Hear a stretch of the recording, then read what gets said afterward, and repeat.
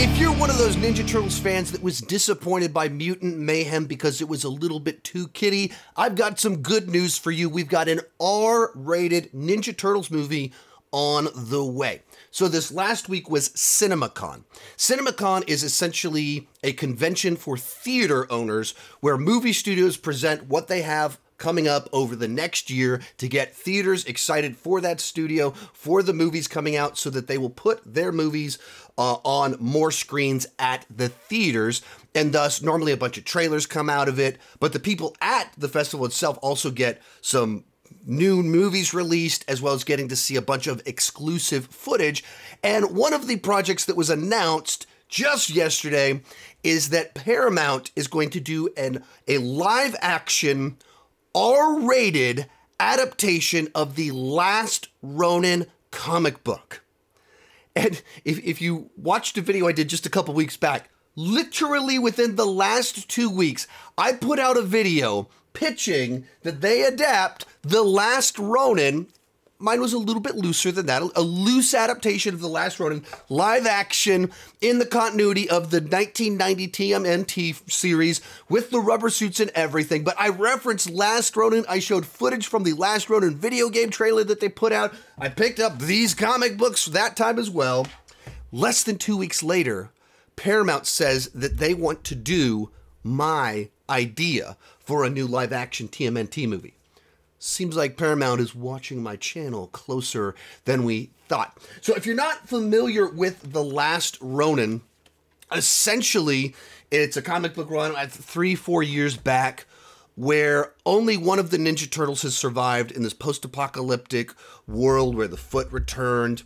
And so during the first issue, you're following this one guy and you don't know which turtle it is. And the big reveal at the end is which turtle is still alive and who's still alive, what shape they're still in, who's related to who and who has kids, all this stuff. And so you're kind of unraveling this mystery of what happened, how were they defeated, and then, of course, on this mission of vengeance to get revenge for what happened to the other Ninja Turtles. So it is very R. It is bleak. If you think the 1990 film is dark, you haven't seen anything yet.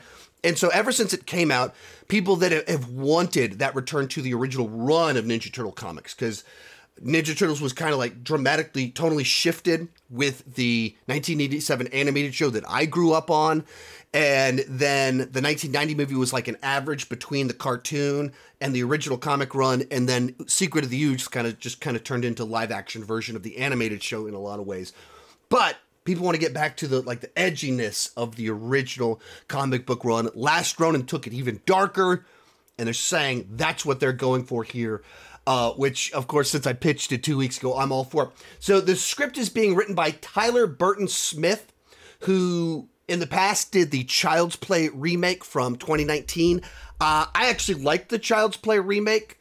I think it was actually well done. I can understand totally why someone wouldn't like it, but I don't think the reason you wouldn't like it is entirely because of the script. It's more because Chucky is so defined by that Brad Dourif continuity and run, and they did something so different that you might as well just say this is something different. And when Megan did that, something that's very similar to Chucky, but with an AI doll, which is what the Child's Play remake was, people accepted it, where they didn't accept the 2019 film. So I don't think the script was the issue there. Also, he was one of the writers on Boy Kills World, a movie that comes out in a couple weeks from now.